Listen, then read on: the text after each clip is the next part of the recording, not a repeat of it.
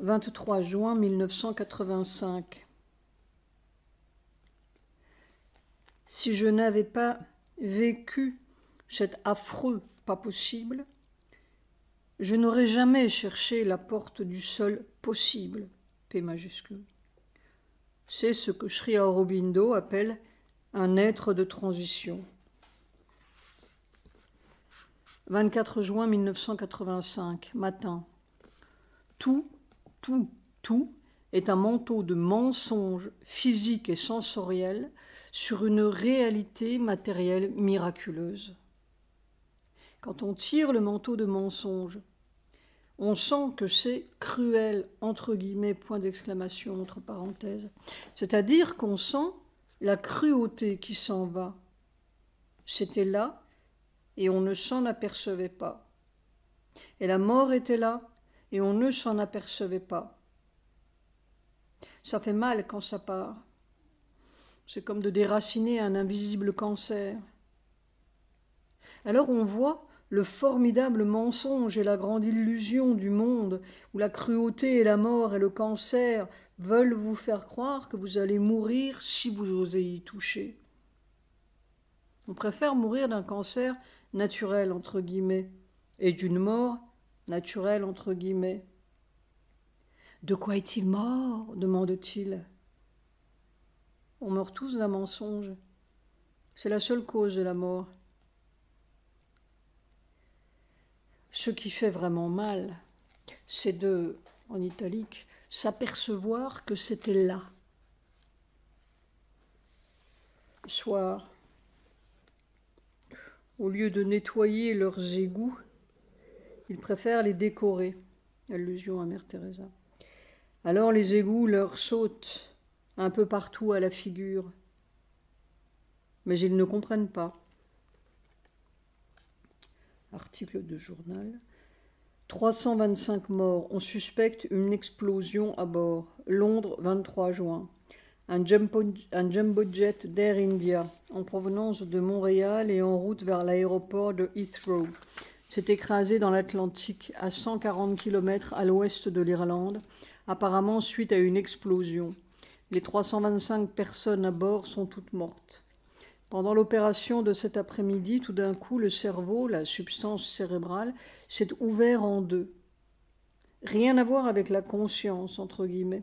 C'était un phénomène matériel, comme si l'on ouvrait en deux la matière cérébrale. Et je sentais cette substance ou cette conscience très matérielle ou quoi, qui s'en allait ou était projetée latéralement à droite et à gauche. Ça n'a pas duré longtemps, mais c'était très bizarre. Je ne me suis pas inquiétée. Le corps ne répond plus aux signaux d'alarme, même si le cœur a des ratés ou des à-coups, le corps continue sans s'inquiéter. Simplement, il enregistre le fait sans commentaire ni réaction. Mais alors, depuis ce soir, j'ai presque constamment des vertiges. La tête tourne et je vois les murs ou les objets tourner. Je ne me sens pas autrement malade ni incohérent, point d'exclamation entre parenthèses, mais les jambes ne semblent pas stables. Pourtant, je suis allée me promener dans la forêt et tout semblait en ordre. Je note le fait au cas où cela aurait quelque rapport avec l'expérience en cours. Il y a de telles pressions et compressions et circulations de puissance dans cet objet cérébral depuis 3 ans qu'il ne serait évidemment pas impossible que les canaux semi-circulaires ou quelque autre mécanisme équilibreur aient des ratés comme le cœur. Ou bien c'est autre chose. 26 juin 1985. C'est le fait physique qui doit changer. C'est cette mécanique physique qui doit changer. Pas seulement une autre manière d'être, mais un autre être. Il faut former la nouvelle matière. L'après-midi, c'est presque terrifiant. Alors on comprend tout ce qui reste de mensonge dans cette carcasse. Peut-être que toute la carcasse est le vieux mensonge et qu'elle ouvre seulement les portes de feu de l'autre chose, A majuscule, C majuscule. 27 juin 1985. Après avoir couper les arbres. Maintenant, ils dynamitent la roche pour leur construction. On entend constamment des détonations et des ébranlements. Cela aussi est un signe. The Hindu, 23 juin. Explosion démographique. Le malaise indien trouve sa racine dans l'explosion démographique qui a généré des tensions sociales et politiques. Le pays est ainsi devenu de plus en plus ingouvernable, avec un immense attirail de démocratie parlementaire qui a supporté depuis l'indépendance toute la pression de troubles récurrents. L'impact démographique de l'accroissement de la population est ahurissant. Cette dernière est passée de 350 millions au moment de la partition à plus de 750 millions en l'espace de 3 décennies et demie, infligeant un terrible fardeau aux ressources du pays. En 2024, 1 milliard 443 millions. Cette augmentation de plus de 400 millions d'individus en 37 ans est à elle seule beaucoup plus importante que celle de la population totale des pays de l'Amérique du Nord, de l'Europe de l'Ouest, du bloc soviétique ou de l'Afrique et de l'Amérique du Sud mis ensemble. The Hindu, 27 juin. On calcule que d'ici l'année 2100, la population mondiale se stabilisera à environ 10 milliards et demi. De 4 milliards et demi maintenant à 10 milliards et demi. 8,2 milliards en 2024. Comment ne voient-ils pas? Ils sont en train de faire une lèpre de la terre. Je suis bien décidée à aller jusqu'au bout pour voir, entre guillemets, même si ce n'est plus moi qui vois.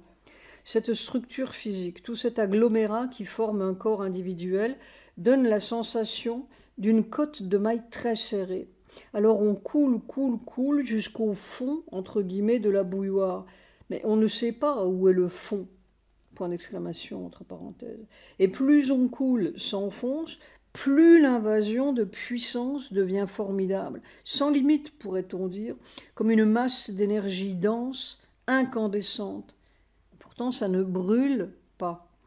C'est-à-dire que les mailles de la côte deviennent de plus en plus lâches, molles. Et c'est là toute la difficulté, illusoire ou non, de l'opération, car toute cette structure, cet agglomérat, sans qu'il se volatilise, éclate en atomes, disparaît. Mais justement, cette disparition est le but voulu. La fin de cette côte de mailles de misère. Et le corps se laisse faire.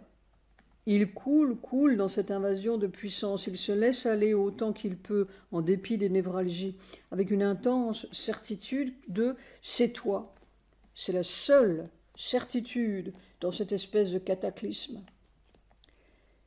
Mais il y a tout de même quelque chose, entre guillemets, qui sent que c'est terrifiant.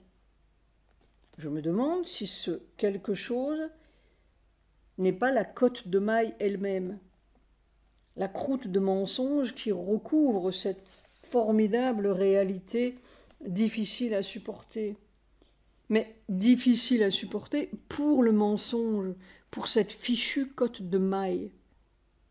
Et dans quelle mesure on peut exister, physiquement exister, sans cette côte de mailles? C'est tout le problème. Il faut aller jusqu'au bout pour voir. C'est la matière cérébrale et le système nerveux, surtout dans les articulations du cou et des épaules, qui donnent le plus de difficultés ou de mailles à retordre ou à détordre. Il y a une intensité de « c'est toi » ou une intégralité de « c'est toi » qui est la seule clé possible pour traverser le phénomène, entre guillemets. Après-midi, je ne sais pas ce qui se passe. 28 juin 1985. Le corps a touché l'obstacle invisible. C'est comme d'attraper la mort dans le nid. Il détecte le cancer et attrape le cadavre médical. Mais la mort, il ne la détecte pas. Alors ça continue. Alors, cela ne sert à rien de dire. Il faut toucher. Ce n'est opérant que quand on touche. Il faut que l'expérience se répète pour être sûr. En fait, je m'en aperçois, j'ai eu l'expérience 1000 fois, sans la comprendre, vraiment. C'est cela l'obstacle, invisible, entre guillemets. Il y a différentes couches, strates de mort. C'est la dernière. Chaque couche ou micro-couche de l'être a sa façon de mort particulière. 29 juin 1985. Tuer la vie, tuer l'antimort.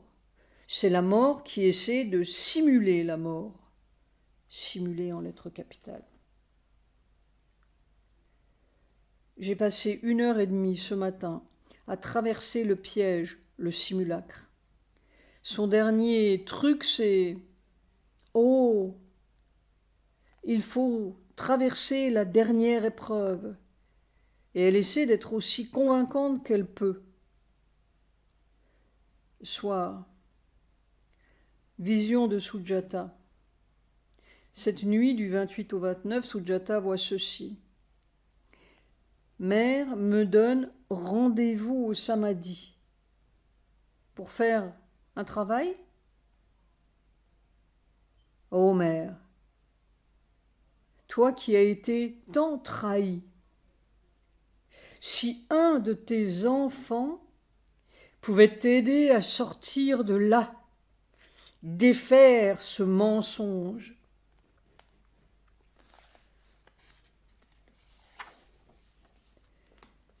« 2 juillet 1985, soir.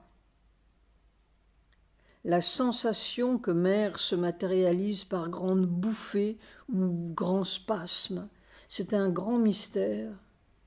On est la passoire de mère. Le corps sent comme cela, comme si le vrai miracle dont elle parlait était en train de se dérouler. Mais on n'y comprend rien, ça se vit. Mère disait, une puissance qui peut tout broyer et tout reconstruire. Et c'est cela. Note de bas de page, voir agenda 5, 7 mars 1964, page 83. 3 juillet 1985. Il y a aussi toute la contamination des morts, entre guillemets. La nuit dernière, j'ai rencontré ma vieille amie Carmen, et elle me disait tout le chagrin secret de sa vie. Et c'est comme si j'avais ramassé toute sa peine dans mon corps. C'est comme les vieux sillons d'une névralgie. Après, il faut purifier et purifier comme sa propre peine, comme sa propre névralgie. C'est tout le système humain qui est à rebâtir. Humain, entre guillemets. S'il y avait encore une solidarité de la joie, mais toutes les solidarités semblent être de la peine et du malheur, comme si le vieux système évolutif avait été bâti pour enregistrer les malheurs, afin d'éviter, paraît-il, de recommencer le même malheur. Mais on recommence avec une autre tête. Mais tant qu'il y aura la mort, il y aura toujours le vieux sillon du malheur. Il faut changer de système. Entre parenthèses, quant aux vieux enregistrements, entre guillemets, du plaisir, entre guillemets, ils ont tellement l'art de se retourner en leur contraire qu'on ne sait pas où commence ni finit le sillon de la peine. Mais comment se fait-il que je ne rencontre que presque exclusivement des morts, entre guillemets, et il semble n'y avoir aucune différence entre eux et moi. Mais ils ont tous un chagrin secret, c'est-à-dire la racine même de la mort. Il y a aussi cette côte de mailles, c'est le dernier rempart, peut-être la paroi même du cercueil. Drôle de vie, entre guillemets. Je suis peut-être un pessimiste de l'humain, mais c'est mon plus grand optimisme de l'autre espèce. Soit, si cette passoire cellulaire fonctionnait comme il faut, ce serait le plus merveilleux conte de fées. Alors, leurs histoires d'ADN paraissent tout à fait grotesques comme les clistères de Molière. Mais j'ai toujours soupçonné que leur science était plus ridicule en grec et en latin que les précieuses du même auteur. Seulement, ce sont des précieuses mortelles. Sri Aurobindo avait raison de mettre ensemble Molière, Aristophane et les Védas. Note de bas de page, aphorisme 81. Le rire de Dieu est parfois grossier et indécent pour des oreilles pudibondes. Il ne lui suffit pas d'être Molière, il se veut aussi Aristophane et Rabelais. On pourrait dire que le corps commence à avoir une idée d'eux. Comment ça pourrait se passer? Article de journal. Explosion à l'aéroport de Rome. Rome, 2 juillet. Une bombe à l'aéroport de Rome et des attaques dans des bureaux de compagnies aériennes à Madrid ont fait 1 mort et au moins 40 blessés hier, un jour après la libération à Beyrouth des 39 otages d'un avion américain. À Madrid, une femme a trouvé la mort et 28 personnes ont été blessées lorsqu'une bombe a explosé dans un bâtiment abritant les bureaux de British Airways et de TWA. Le chef du gouvernement régional, M. Joachim Leguina, a dit aux journalistes que les attaques étaient probablement liées à la libération des otages de Beyrouth. « Je crois que les soupçons se portent sur un groupe arabe », a-t-il ajouté. À Rome, une bombe a explosé la nuit dernière dans une valise à l'aéroport Fiumicino, blessant 12 manutentionnaires. En premier lieu, la police, citée par une agence de presse italienne, a dit que l'explosion s'est produite dans une valise transportée vers un avion à destination de l'Inde. 4 juillet 1985. Cette côte de maille est en train de lâcher complètement. Je me rends compte à quel point c'est un épouvantable mensonge. Dire que le corps pouvait sentir que c'était terrifiant. C'est une affreuse fausseté. La fausseté même de la mort qui a peur, se resserre, se referme et ferme les portes de la vraie vie. Je crois que le corps a attrapé le secret. Et tout le temps, il était enfermé là-dedans. C'était sa protection, entre guillemets, c'était son armure, entre guillemets.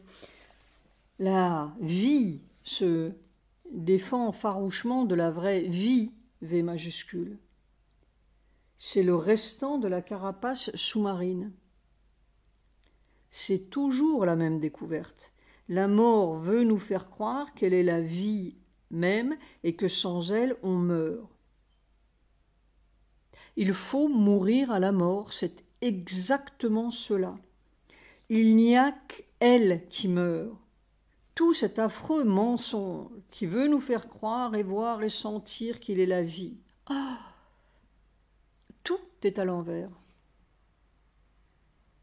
Quand l'émail lâche, c'est toute la mort, M majuscule, qui se met à bouillir, s'atomise, explose pour livrer passage à la vie souterraine, souveraine. V majuscule, S majuscule.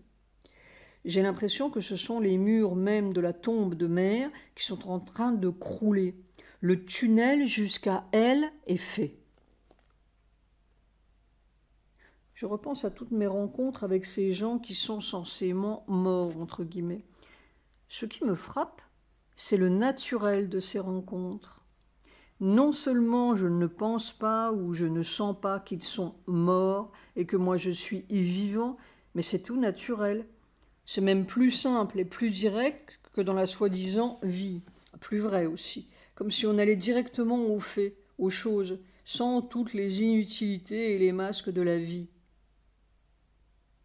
C'est toute notre vie qui est masquée, qui ne se rencontre presque jamais, vraiment. Là, on se rencontre. Ce n'est d'ailleurs pas toujours agréable. Et il n'y a pas du tout ce sentiment qu'ils sont de l'autre côté et que je suis de ce côté-ci. Il n'y a plus de côté. Comme si la mort était tout à fait inexistante. Je me demande si ce n'est pas cette côte de maille qui fait le côté, si ce n'est pas la suprême illusion et le suprême mensonge, si ce n'est pas la mort même qu'il faudrait détruire de son vivant, à moins qu'il n'y ait une autre couche de mort encore plus profonde. Est-ce que ce cercueil et cette côte de maille ne font qu'un, ou bien est-ce qu'il y a encore une croûte de mort plus profonde et plus dure? C'est à voir. Vraiment, de quel côté sont les fantômes? C'est-à-dire que si cette vraie vie se manifestait, se matérialisait, tout serait démasqué. Oh! Alors on comprend pourquoi tout le mensonge du monde se débat de toutes ses forces. Apocalypse égale mise à nu, une fois de plus. Si la mort mourait vraiment, combien de gens resteraient vivants? Et combien de morts, entre guillemets, ressusciteraient? Ce serait intéressant à voir.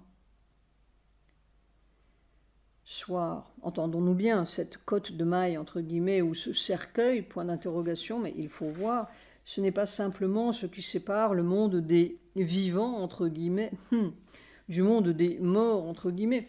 C'est ce qui fait la mort physique. Plus exactement, c'est l'illusion qui fait mourir. Mais qui peut supporter la désillusion? Pour arriver aux portes de feu, il y a beaucoup de morts différentes à traverser, ou de genres de morts différents, ou d'illusions de morts différentes à traverser. Tous les épouvantails du passé, depuis les trilobites jusqu'à la couche électronique, ça fait une pile.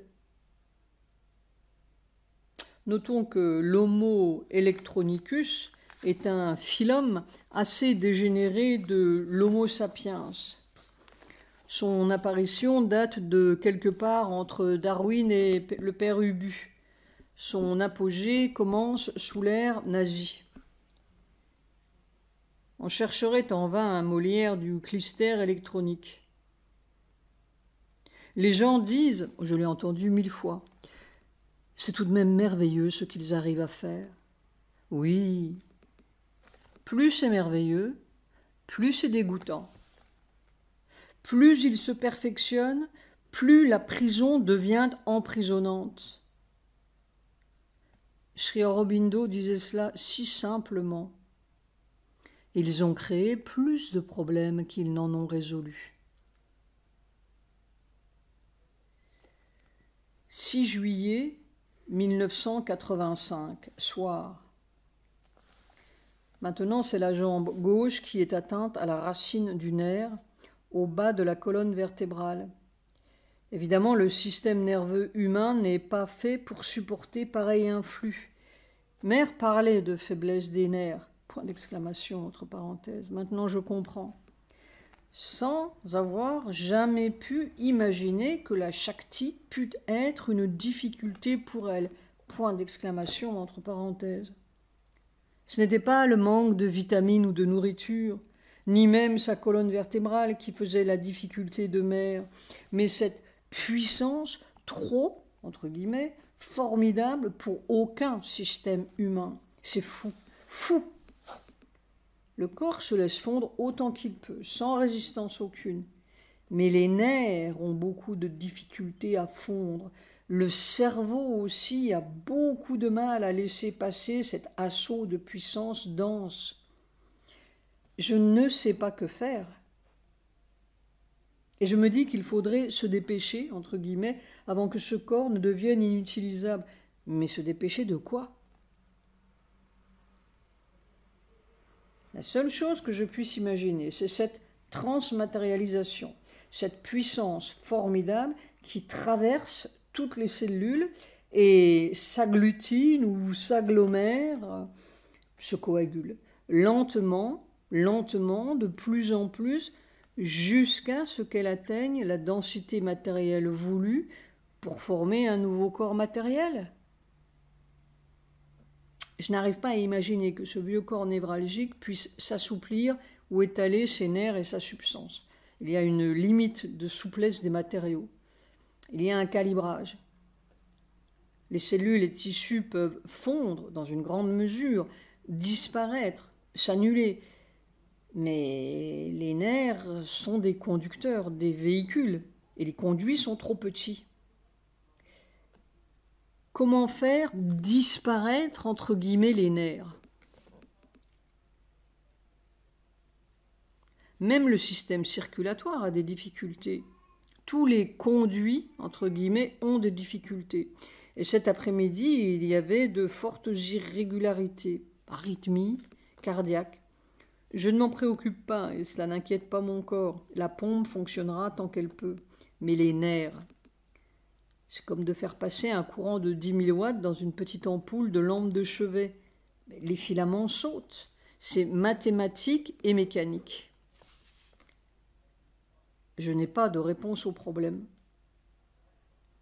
Sinon qu'il n'y a qu'à continuer aussi longtemps qu'on peut en espérant que... Et que quoi exactement? Je n'ai aucun doute que l'être nouveau sera. Mais comment? Par quels moyens? Ce qui est tout à fait étrange. Voilà plus de 3 ans que je suis dans ce bain. Et il n'est pas un seul jour, on pourrait dire pas une seule heure, où je n'ai senti que la puissance augmentait. C'est fou. Ça n'a pas cessé d'augmenter. Où est la limite? Le point limite? Est-ce que le caoutchouc est indéfiniment extensible? Mais les nerfs ne sont pas du caoutchouc. Est-ce qu'à un moment, cela ne va pas virer dans quelque chose?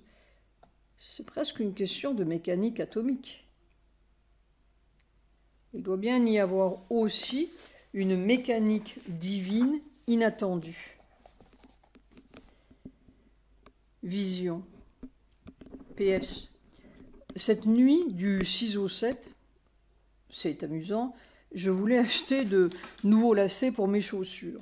Des lacets. C'était des lacets gris clair. Si les chaussures sont le symbole du corps physique, je voulais trouver un nouveau moyen de lier ou d'attacher tout cela ensemble, sans que je perde mes chaussures en route. Au sein de cette transparence physique assez générale, je crois, il y a ces ramifications nerveuses comme un arbre aux milliers de rameaux, et cet arbre-là n'est pas du tout transparent. Il est presque radiographiquement perceptible pour ma conscience matérielle. Mère fait bouillir la matière. Voyons.